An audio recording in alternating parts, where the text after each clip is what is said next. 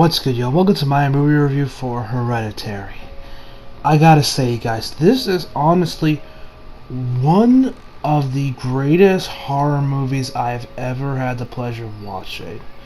Now, you guys know I love horror movies, and I've seen a lot of my favorite. Like, this year is like the year of horror, because, earlier this year we had A Quiet Place, which you guys know I fucking love that movie. And later on this year we got, of course, the next movie in the Halloween franchise. I love the Halloween franchise. And we got Hereditary. So let's talk about it. Now I'm going to tell you guys right now, I'm going to be as vague as possible in this review, because this is definitely a movie that the less you know, the better. Because that's what I was like, and man was like. So the movie is directed by Ari Esther, and this is actually I probably butchered his name. This is actually his first feature film. Before this, he pretty much just did short films. And I gotta say, if this is his first attempt, holy shit, this man got one made. This man has a promising career ahead of him. And the cast includes Millie Shapiro, Toni Collette, Alex Wolff, Gabrielle Bryan, Annie Dahl, and many, many more.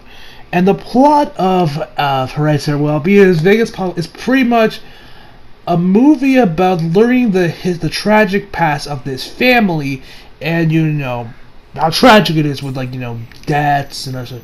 Like I said, guys, I'm going to be as vague as possible, which also kind of makes it hard for me to talk about because I feel like anything I say I end up spoiling something. But I'm going to try and be as vague as possible in this review. But let's talk about it. So let me talk about the cast. Okay. Holy shit! All these guys deserve Oscars. Oh my god. Okay. Millie Shapiro as Charlie, she was amazing. She's a lot like the deaf girl in A Quiet Place, where she doesn't, so she pretty much has to emote via her face, because she doesn't say that much and because she is kind of like a special needs kid, like she has some mental disability or something. At least that's why I got it from it. So she doesn't say much, but she has really just the girl that was the deaf girl in Quiet Place, she pretty much use her face a lot to emote and act, and she does a fantastic job. Oh my god, she deserves an Oscar now. I feel like this is gonna be the Oscars this year is gonna be probably quiet. It's because I feel like there'll probably be a lot of the Quiet Place versus Hereditary in there. I just hope this movie does get nominated for some Oscar. This is kind of a low budget, kind of lower movie compared to Quiet Place, where Quiet Place is kind of a lot more mainstream, a lot more people saw it. I don't feel like a lot of people are going to see this movie, so this is going to probably be right up the Oscars. But granted, Blade Runner 2049 was same there, but that got that got screwed over a lot. But you never know. And Toni Collette, sweet Jesus, she was the highlight of the movie. Her and Alex Wolff, oh my god, those guys, holy shit, those guys were amazing. They have to act. The emotions these two have to portray, because they're pretty much right in the thick of all this shit that's going down. But Toni, if I had to pick one that was the absolute highlight, Toni Collette. She has to do so much emoting in her acting that she could very easily come off over the top, but she doesn't. She just hits the right strides, and oh my god, she was amazing. Every time she was on screen, I'm like, Jesus Christ, woman, somebody get this woman an Oscar. And Alex Wolff, the man, he was fantastic as well. Oh my god, he was great. Now, one flaw I do have to say is that Gabrielle, Brian, and Steve, or Brian, I'm probably saying his name wrong. He was probably my one. If I had to pick one little nitpick, it was him.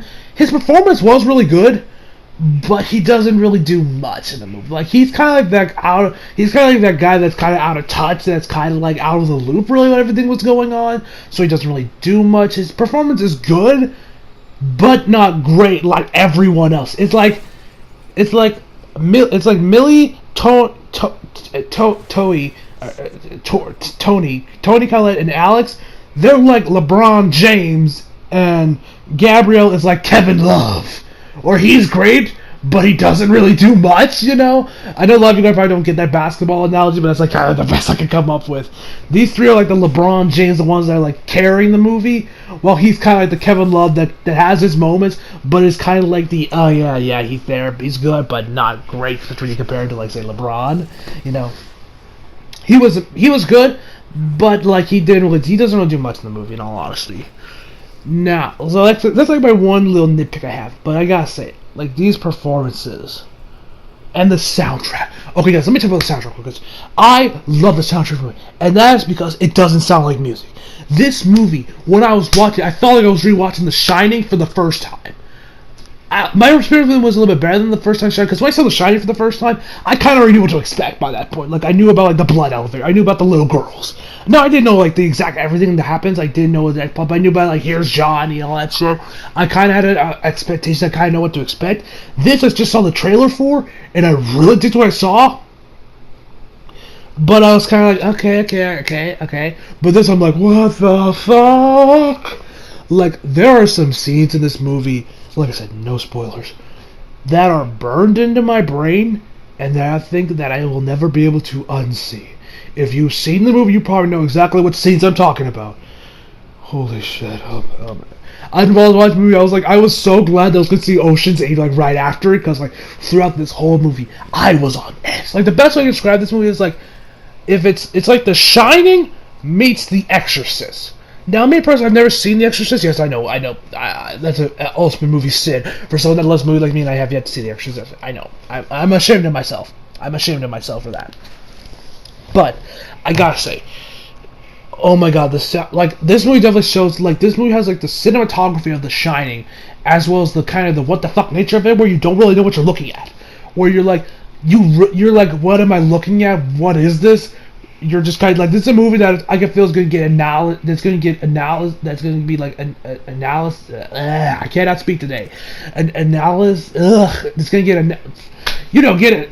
It's going to get it's going to have analysis all over the place on YouTube and all over the place. I can see because from the ending to other parts of the movie, the cinematography, Pacific Seas. I can see the people just like analyzing the shit out of this movie.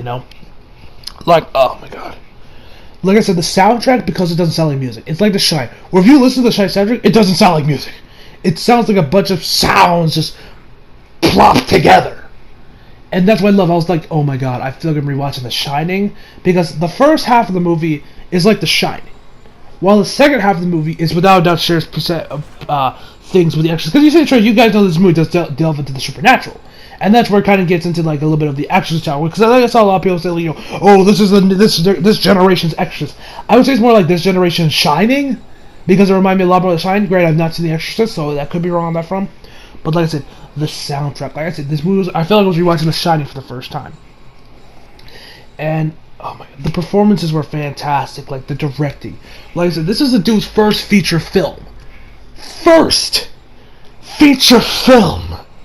First, and the man just knocks it out of the park. Like it's not just out of the park; it's out of this freaking city, this whole state. Like, oh my god, like, oh, I cannot wait to see more movies from this guy. Like, he's honestly one of my favorite directors right now, just from this movie. Now, if you guys want to say, which one did you like more, A Quiet Place or Hereditary? I'm saying I like the Hereditary a lot more than I like The Quiet Place, because I love The Quiet Place, but this movie seems like a great blend between art house horror, kind of like the lower tier, like, underground stuff, while A Quiet Place is more kind of like, the mainstream stuff.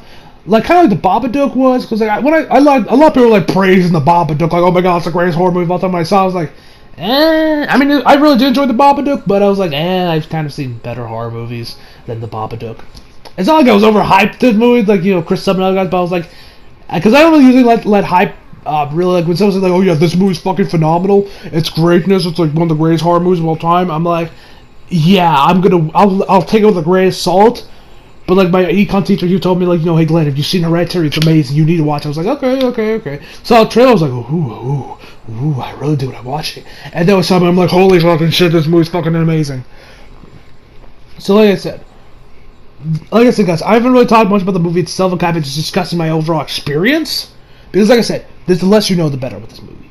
So all you really need to know is this: if you're a fan of The Shining or The Exorcist or both, you're going to love this movie. If you're kind of curious, check out the trailer, because it doesn't really show. Because like one thing about the trailer I love, from the one at least I watched, it doesn't tell you much. It just shows you a bunch of scenes just put together, and I like it because like the atmosphere in this movie is just so good. The music just adds to that atmosphere with it not sound like action. It just adds to the art. Because, like, throughout the whole second half, I was on the edge of my seat. I had butterflies. I was constantly fidgeting with my hand, like, oh my god, oh my god, oh my god. I wouldn't say I was straight up scared, but I was a nervous wreck. Like, I was like, oh my god. I felt like I was slowly going insane. Like, I was slowly descending to madness. And if a movie can make me re-experience The Shining, like I did with The Shining, that is to be commended. So if you guys are a fan of horror movies, you owe it to yourself to go watch this movie. Trust me, you'll love it. If you're a fan of more art house horror stuff like The Babadook, go watch this movie. If you're a fan of more mainstream like A Quiet Place or other horror movies of that nature, go watch this movie. If you're a fan of horror movies to begin with, go watch this movie. I don't care who you are. If you don't like horror movies, you're probably not gonna like this movie because oh my god, like I said, there's scenes in this movie that I cannot, like, there are scenes in this movie that I will not be able to unsee, like scenes in The Shine that a lot of people couldn't unsee, like, the blood elevator or, like, the dead girls. Like, oh my god, like, this is this generation's Shining. Then minus all the controversy and all the theories, that's right, oh my god.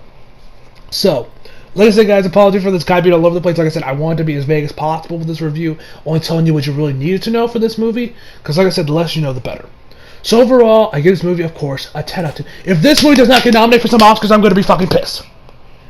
Like, if this movie does not at least get nominated for Best Cinematography and get some Best Actress and Actor noms from, like, these actors, I'm going to be mad. Logan got screwed over. Hopefully this movie doesn't get screwed. And, like I said, if you're a fan of horror movies, whether it's, art house stuff like The Babadook or more mainstream stuff like A Quiet Place, trust me when I say this, you're going to love this movie. So, overall, my final verdict is, of course, a 10 out of 10. Like I said, this is one of the greatest horror movies I've ever seen. Like, this is right up there with The Shining and other great horror movies. So, hope you guys enjoyed the video. Leave a like if you did, subscribe if you're new. Follow me on Instagram and Twitter if you feel like it. Links are below. And as always, come back for more. See you guys next time.